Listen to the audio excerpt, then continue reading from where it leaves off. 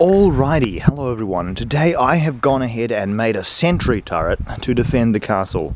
It's very basic and it's made out of free wood that I got from, well, just piles of wood that had a sign that said free on them. As you can see, we can alter the degree and it will just sort of hold its position. It's got enough little friction in there, it's at a slight angle such that it just sort of holds where it is.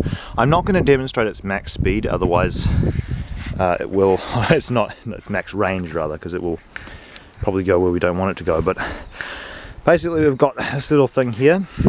It's a bow with some strings and a basic frame and a pivot made of driftwood and random scrap wood, some $2 shop string, and we've got some rubber bands also from the $2 shop. This is the little long range trigger string that's not currently on it at the moment. And this is the trigger system. We've got the arrow slides in here, and then we've got this little metal catchment, which is just essentially a standard galactic S pointing backwards. And we've got this little piece of wood on here, and this holds the arrow down with the fletchings. And then when we push this little thing down here, it lifts the string up and the arrow goes shooting, as I will demonstrate. I'll just quickly pull this down. Oh, look at that. It's got a decent amount of range.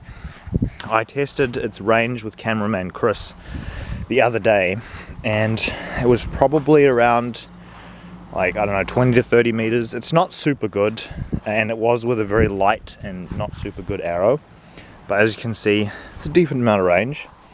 It probably wouldn't do all that much damage just because it's not a very powerful thing. It's more like a conceptual prototype of the idea for the thing.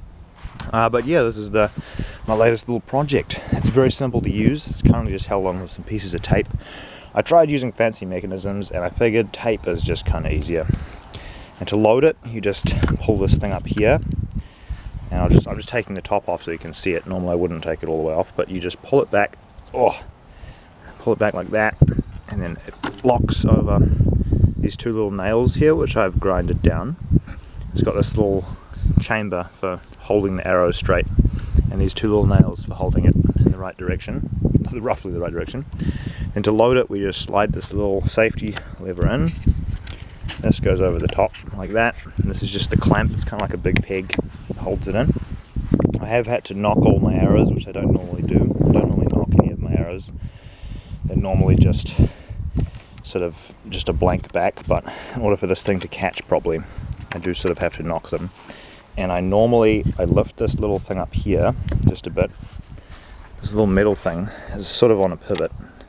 I lift it up just enough that this back of the arrow nock can slide under. I normally put the thin side under like that.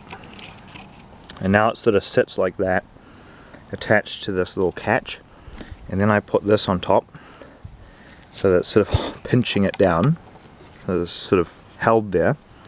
And then if you want to put the safety on, I just sort of slide this back, put the safety off, put it like that, just in case you want to disarm it real quick so it doesn't accidentally fire. And it does have a decent arc range, just so that it can be mounted on top of a structure to point down. So if you're like mounting this on top of the castle, this would be on the outside, and you could sort of shoot downwards. And it's also got a decent amount of range upwards. You can go well past the 45-degree mark. I haven't actually ever tested it at full range like this. I'm just a little worried that it might go somewhere it's not supposed to go if I let it go off like this. But it should be fine. Actually, no, I'm not gonna test it. It's kind of windy, and I don't want to blow the arrow in a direction that it shouldn't go. Just go ahead and set this off. It's very satisfying to set off. You just you pull it back and it just goes whoomp. Oop. Oh. Anyway, that's pretty much it. Thanks for watching, and I will see you in the next one. Have an excellent day.